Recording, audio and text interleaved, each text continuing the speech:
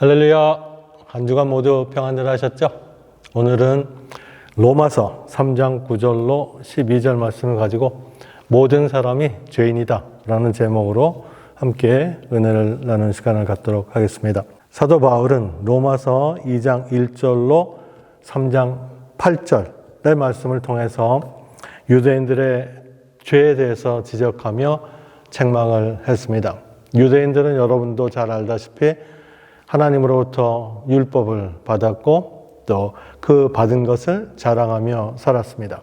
그래서 그 율법을 자기들 남을 가르치고 남을 판단하는 데 사용했지만 자기 자신들을 가르치는 데에는 실패를 했죠. 그래서 결국 율법대로 살지 못하고 율법을 범하는 그런 삶을 살게 되어서 하나님의 이름을 이방 사람들에게 모독받게 하는 그런 잘못된 삶을 살았다라고 사도 바울이 책망을 했죠. 그럼에도 불구하고 유대인은 자신들이 죄인됨을 깨닫지 못했죠. 오히려 그렇게 책망하는 사도 바울에게 궤변을 늘어놓으면서 자신들의 죄를 정당화하려 했던 것을 지난 시간까지 살펴보았습니다. 그래서 지난 시간 8절에서 사도 바울은 유대인들이 정죄받는 것이 옳다라고 이야기를 합니다. 죄인으로 죽어 마땅한 존재, 하나님의 심판을 받아 마땅한 존재라고 이야기를 했습니다. 이제 사도 바울은 유대인뿐만 아니라 이방 사람, 다 나아가 온 세상의 모든 사람이 죄 아래 있음을 선포합니다. 9절의 말씀이죠. 그러면 어떠하뇨? 우리는 나오뇨? 결코 아니라. 유대인이나 헬라인이나 다 죄 아래 있다라고 우리가 이미 선언하였느니라. 우리는 유대인을 이야기를 합니다. 그래서 유대인의 유익이 범사에 많다. 사도 바울은 유대인의 유익이 범사에 많다라고 2절에 말씀을 했습니다. 하지만 그렇게 말했음에도 불구하고 유대인의 모든 것을 부정하면 결국 유대인의 유익한 것, 유대인의 뛰어난 것, 이것이 무엇인가? 라고 질문하는 것입니다. 사도 바울은 유대인의 뛰어남이 아무리 많아도 언약의 말씀에 순종하지 않으면 결코 유익되지 않는다라고 이야기를 하는 것이죠. 혈통, 난 아브라함의 혈통이야. 나는 할례를 받았어. 이런 겉모습은 아무것도 아니다라고 사도 바울이 이야기를 하는 것입니다. 그래서 유대인이라고 해도 하나님 앞에서는 근본적으로 이방인과 다름없는 죄인이다라고 사도 바울이 이야기를 하는 것이죠. 오늘날로 치면 예수 믿는 우리들, 침례받고 교회 다니는 그리스도인들이 믿지 않는 사람들과 질적으로 더 나은 것이 결코 없다라는 말인 것이죠. 그래서 교회 다니는 사람이나 다니지 않는 사람이나 모든 사람이 다 죄인이다라는 말씀입니다. 모든 사람이 죄 아래 있다. 죄 아래 있다라는 말은 죄의 권세, 죄의 지배, 죄의 통치 아래 있다라는 말이죠. 그래서 죄 아래 있다라는 말은 결국 하나님의 진노, 하나님의 심판 아래 있다라는 말과 같은 것이죠. 그래서 죄 아래 있다라는 말의 반대말은 은혜 안에 있다라는 말인 것이죠. 은혜 안에 있다라는 것은 하나님의 구원 안에 있다라는 말인 것입니다. 그래서 여기서 말하는 죄라는 것은 도덕적인 또 윤리적인 죄뿐만 아니라 사실은 하나님에 대한 죄를 이야기를 합니다.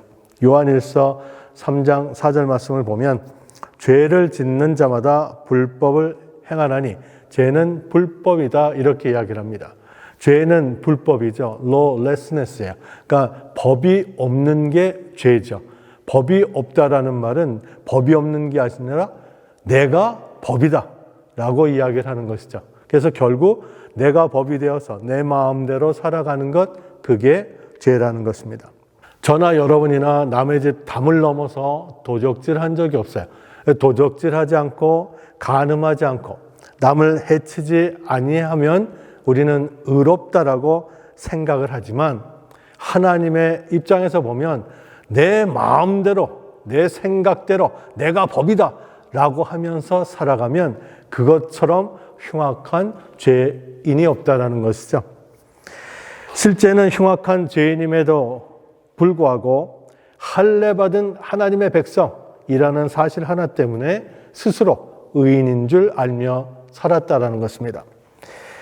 마치 오늘날 많은 그리스도인들이 믿지 않는 사람보다 더 악한 죄를 짓고 살면서도 침례받은 그리스도인이기 때문에 하나님의 심판과는 전혀 상관없다라고 여기면서 계속 위선적인 삶을 사는 것과 같습니다.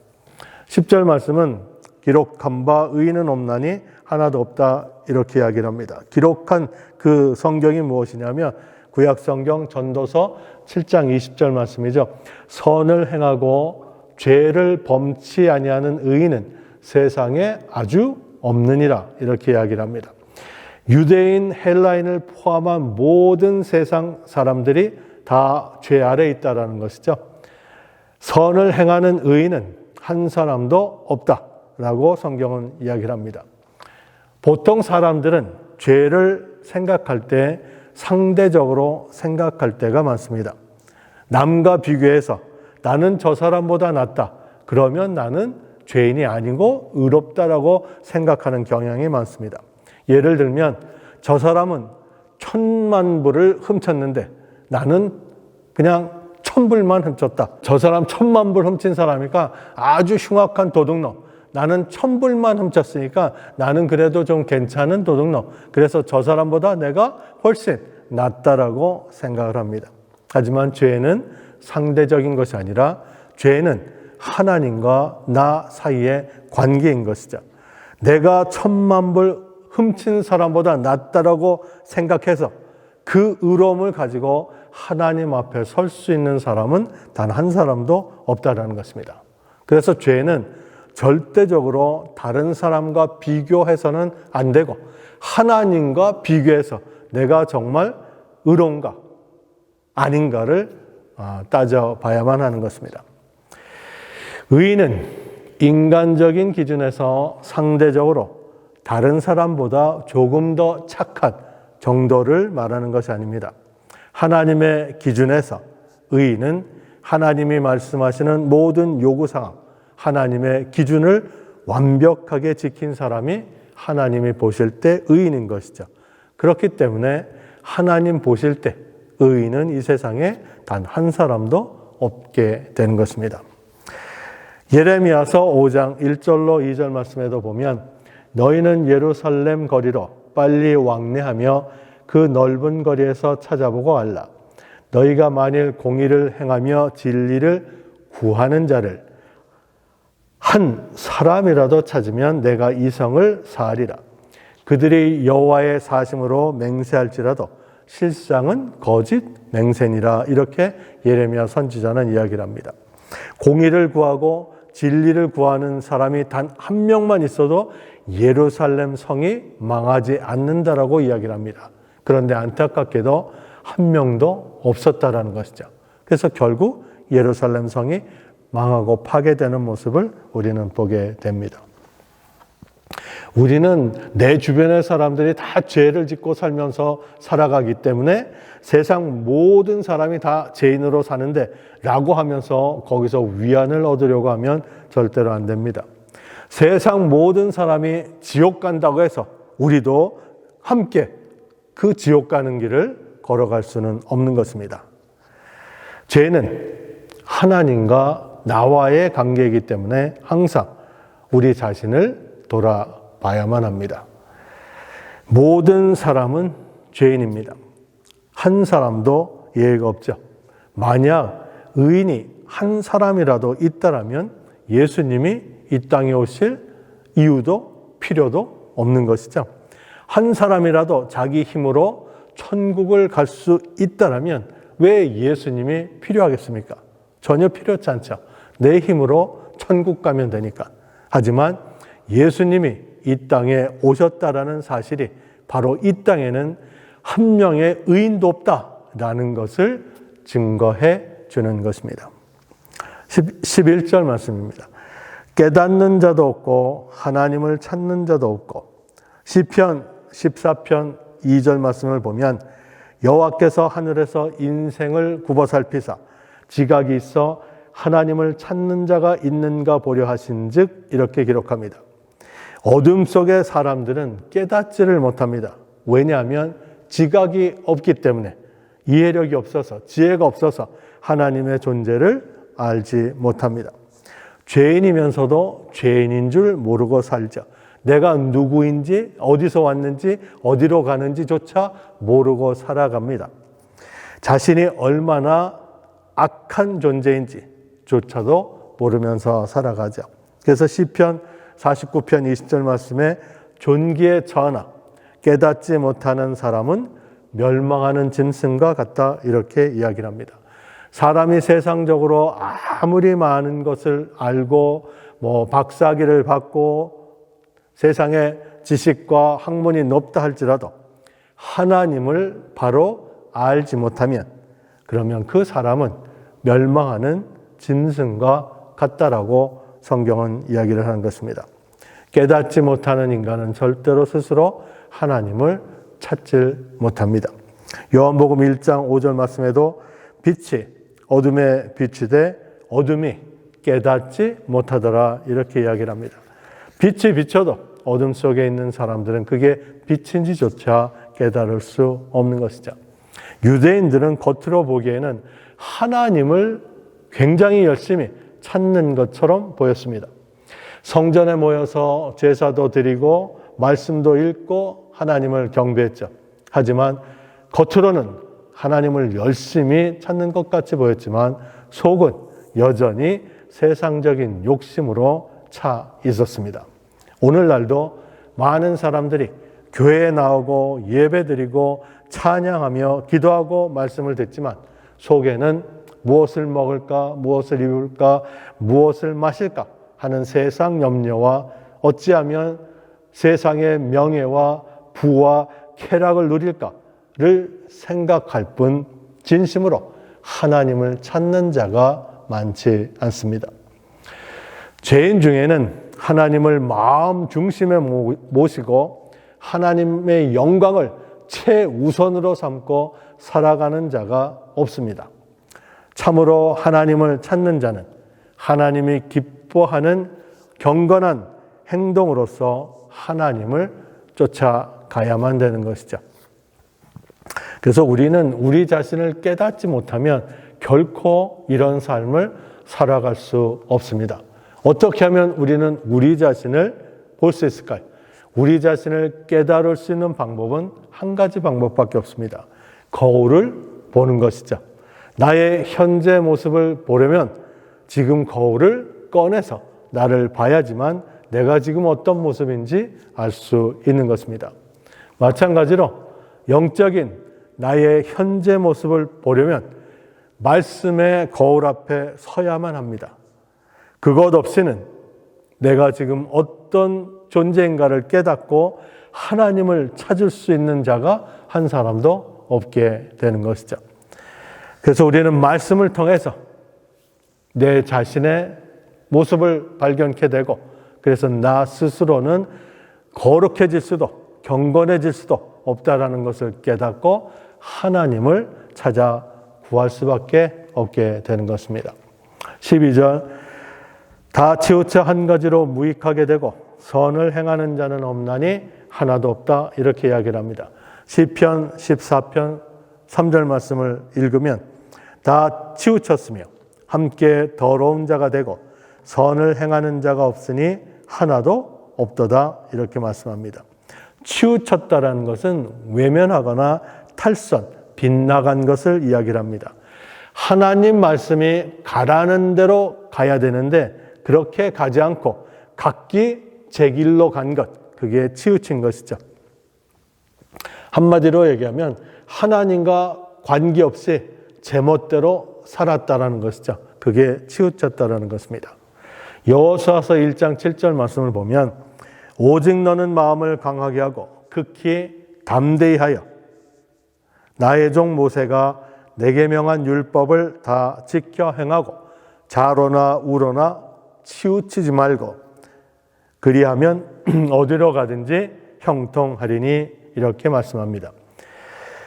제 마음대로 걸어가는 한 아무런 유익이 우리에게 없다라는 것입니다. 하나님의 말씀을 따라서 가야 되는데 그 말씀을 따라가지 않고 내 마음대로 좌로 치우치거나 우로 치우친다라면 결코 우리에게 아무런 유익이 없는 것이죠. 말씀에 순종하여서 좌우로 치우치지 않고 하나님의 길로 곧게 걸어갈 때 그때 형통케 된다라고 이야기를 합니다. 어디로 가든지 하나님의 말씀 따라 순종하여서 어디로 가든지 하나님이 이끄시는 대로 가면 그곳에서 형통케 된다라고 성경은 이야기를 합니다. 이렇게 치우치는 인생은 무익하게 될 수밖에 없어요. 무익하게 됐다라는 말은 우유가 상해서 마실 수 없게 되었다라는 것이죠. 음식물이 상해서 못 먹을 것이 되었다라는 이야기입니다. 제멋대로 살아가는 모든 인간은 하나님이 보실 때에는 못 먹을 음식처럼 쓸모없는 존재가 되었다라는 것이죠. 그래서 무익할 수밖에 없어요. 형통하고는 전혀 상관없는 인생을 살아가게 되는 것이죠. 예를 들어서 아주 고급스러운 금으로 만든 접시에 정말 썩은 음식을 담아서 대접하면 그 음식을 누가 먹겠습니까? 그 금 대접에 상한 음식을 담아서 하나님께 드리면 하나님이 그것을 드시겠습니까? 전혀 아닌 것이죠. 죄인된 인간은 하나님이 정해놓은 것에 치우쳐서 살아간다면 무익하게 되었고 상한 음식이 되어서 정말 하나님이 우리를 불러 귀하게 삼아주셨지만 거기에 썩은 음식이 담겨 있어서 하나님 앞에 드려질 때 하나님이 우리를 쓸모없는 존재처럼 여기실 수밖에 없다라는 것입니다. 그래서 12절 말씀에 선을 행하는 자가 없으니 하나도 없다 이렇게 이야기를 합니다. 치우쳐서 내 마음대로 살아가는 사람은 선을 행하는 자가 없다라는 것이죠. 여기서 말하는 선은 세상이 말하는 일반적인 선이 아닌 것이죠. 우리가 보통 선한 사람 할 때 뭐 남을 도와주고 자비를 베풀고 뭐 좋은 일을 하고 이런 사람이죠. 이런 선을 이야기하는 것이 아닌 것이죠. 그런 선을 행하는 사람은요, 세상에 아주 많습니다. 뭐 우리 그리스도, 기독교 안에서뿐만 아니라 다른 종교에서도 그런 선을 행하는 사람은 아주 많습니다. 하지만 여기서 말하는 선이라는 것은 그런 선이 아니라 하나님의 영광을 위해서 행하는 것, 그런 것이 선이라는 것이죠. 죄인은 다 치우쳐서 자기 멋대로 자기의 이익만을 위해서 살아가죠. 그래서 절대로 죄인은 한 사람도 선을 위해서 하나님의 영광을 위해서 살아가는 사람이 없다는 것입니다. 구원에 이르게 하는 하나님의 말씀을 따라 살아가는 사람이 없어요. 죄인은 다 치우쳐 있기 때문에. 그래서 결코 선을 행하는 의인이 될 수 없다는 것입니다. 그래서 결국 모든 인간은 죄인으로 심판받을 수밖에 없다라는 것을 이야기를 하죠. 그러니까 겉모습으로 나는 할례 받은 유대인이고 말씀을 맡은 유대인이야, 이런 것들이 아무 의미가 없다라는 것이죠. 치우쳐 살아가는 한, 내 멋대로 살아가는 한 그건 하나님과 아무런 관계가 없다라는 것이죠. 오늘날 우리 버전으로 이야기를 하면 침례받은 그리스도이냐, 교회 다니는 그리스도이냐, 성경을 갖고 있는 그리스도이냐 라는 것이 아무런 의미가 없다는 것이에요. 하나님의 말씀 따라서 살아가지 않는 한, 그래서 치우쳐서 내 마음대로 살아가면서 난 주일날 교회 나가는 사람이야, 이것이 하나님 앞에는 아무런 의미가 없게 된다는 것입니다. 말씀을 정리합니다. 모든 인간이 다 치우쳐서 하나님의 정하신 길을 벗어났다라고 사도 바울이 이야기를 하는 것이죠. 모든 사람이 다 치우쳤다라는 것이죠. 좌로 치우치고 우로 치우쳐서 제 길을 걷지 못한다라는 것입니다. 그래서 결국 모든 인간이 다 무익하게 되었어요. 상한 음식처럼 쓸모없는 하찮은 존재가 된 것이죠. 그래서 우리 모두는 죄인으로 심판을 받게 되는 것이에요. 거기서 벗어날 수 있는 길이 무엇인가? 우리는 우리 자신을 보고 깨닫고 회개하고 하나님 품으로 돌아와야 된다는 것이죠. 그래서 말씀의 거울을 통해서 날마다 우리 자신을 보고 우리가 얼마나 죄인인가, 얼마나 흉악한 존재인가 이런 것을 깨달아서 하나님을 찾고 또 찾는 그런 복된 자가 되시기를 주의 이름으로 축원을 드립니다. 기도하겠습니다. 살아서 함께 하시는 좋으신 하나님 아버지 감사드립니다. 오늘도 하나님의 말씀을 통해서 다시 한번 우리의 죄인된 모습을 보게 됩니다. 하나님 아버지, 유대인들이 어리석게도 할례와 말씀 받은 것을 가지고 잘못된 삶을 살아가면서도 자기 멋대로 자기 생각대로 치우친 인생을 살아가면서도 죄인이라는 것을 깨닫지 못하고 살아갔던 모습을 보게 됩니다. 오늘날 저희들도 교회를 다니고 집례를 받고 그리스도인이 되었다라는 사실 한 가지 때문에 하나님의 말씀과는 상관없이 치우친 인생길을 걸어가면서도 집례받고 하나님 영접하고 교회를 다니기에 하나님의 심판과는 상관없는 것처럼 속아서 살아가고 있지 않는지 다시 한번 우리 자신을 되돌아보게 됩니다. 하나님 아버지, 남은 일생 동안 이제 오직 하나님의 말씀의 거울 앞에 서는 자가 되기를 소원합니다. 그래서 우리의 잘못된 모습을 깨닫고 죄인된 모습을 깨닫고 하나님 앞에 회개하며 하나님께 나아가 하나님이 원하시는 참으로 하나님께 영광을 돌려드리는 선을 행하는 그런 복된 삶을 살아가는 저희들 모두가 되어지기를 간절히 기도드립니다. 하나님 아버지, 어리석게 치우쳐 살아가는 인생이 되지 않게 하시고 오직 말씀에 깊이 뿌리를 내리고 하나님만을 찾고 또 찾으며 살아가는 믿음의 삶을 살아가는 저희들 모두가 되게 축복하여 주옵소서. 예수 그리스도의 이름으로 기도합나이다. 아멘.